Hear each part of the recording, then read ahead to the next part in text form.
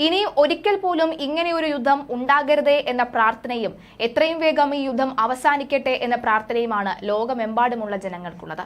ഇപ്പോഴിതാ ഏകദേശം ആ പ്രാർത്ഥന സഫലമാകാൻ പോകുന്ന നിമിഷത്തിലേക്ക് എത്തുന്നു എന്ന വാർത്തകളാണ് പുറത്തുവരുന്നത്.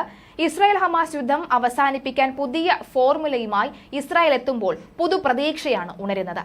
6 ആഴ്ചകളിലായി 3 ഘട്ടമായി നടപ്പാക്കേണ്ട ഫോർമുലകളാണ് മുന്നോട്ട് വെച്ചിരിക്കുന്നത്. ഖത്തർ വഴിയാണ് ഹമാസിന് നിർദ്ദേശങ്ങൾ അറിയിച്ചിരിക്കുന്നത്.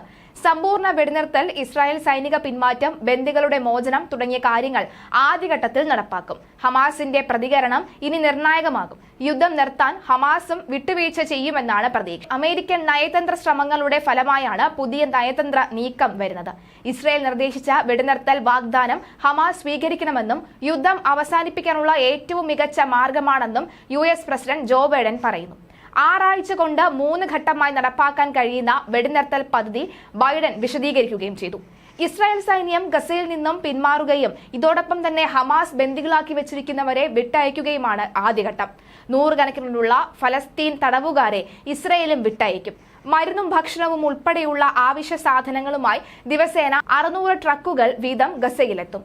തർക്കങ്ങൾക്ക് സ്ഥിരം പരിഹാരമുണ്ടാകാൻ ഇസ്രായേലും ഹമാസും ചർച്ച നടത്തുന്നതാണ് 2ാം ഘട്ടം. ചർച്ചകൾ തുടരുന്നിടത്തോളം കാലം വെടിനിർത്തലും തുടരും. ഗസയുടെ പുനർനിർമ്മാണമുള്ള 3ാം ഘട്ടം യുദ്ധം അവസാനിപ്പിക്കാൻ ആഗോളതലത്തിൽ ഇസ്രായേൽ സമ്മർദ്ദമുണ്ടാക്കിയിരുന്നു. ഇതിന്റെ പ്രതിഫലം കൂടിയാണ് പുതിയ ഫോർമുല.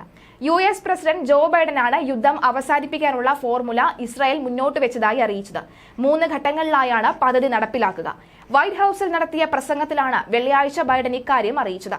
6 ആഴ്ച നീളുന്നതാണ് ആദ്യഘട്ടം. ജനങ്ങൾ തിങ്ങിപ്പാർക്കുന്ന ഗസയിലെ എല്ലാ ഇടങ്ങളിൽ നിന്നും ഇസ്രായേൽ സൈന്യം പിന്മാറും. ഗസയിൽ 600ഓളം ട്രക്കുകൾ എത്തിക്കാനും മരുന്നും മറ്റ് സഹായങ്ങളും അനുവദിക്കും. യുദ്ധം മൂലമുണ്ടായിട്ടുള്ള നാശനഷ്ടങ്ങളിൽ നിന്ന് പതിറ്റാണ്ടുകളെടുത്തുള്ള പുനർനിർമ്മാണത്തിന്റെ ഈ ആരംഭമായിരിക്കും 3ാം ഘട്ടം.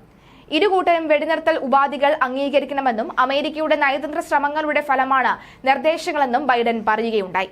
അതിനിടെ വടക്കൻ ഗസയിൽ ജബാലിയ അഭയാർത്ഥി ക്യാമ്പ് മേഖലയിൽ 2 ആഴ്ചയിലേറെ നീണ്ട ആക്രമണം അവസാനിപ്പിച്ച് ഇസ്രായേൽ സൈന്യം പിൻവാങ്ങി. തെക്കൻ ഗസയിൽ റഫ നഗരമധ്യത്തിലെത്തിയ സൈന്യം ഹമാസിന്റെ റോക്കറ്റ് ലോഞ്ചറുകളും തുരങ്കങ്ങളിൽ ആയുധശേഖരവും കണ്ടെത്തിയതായാണ് അവകാശപ്പെടുന്നത്.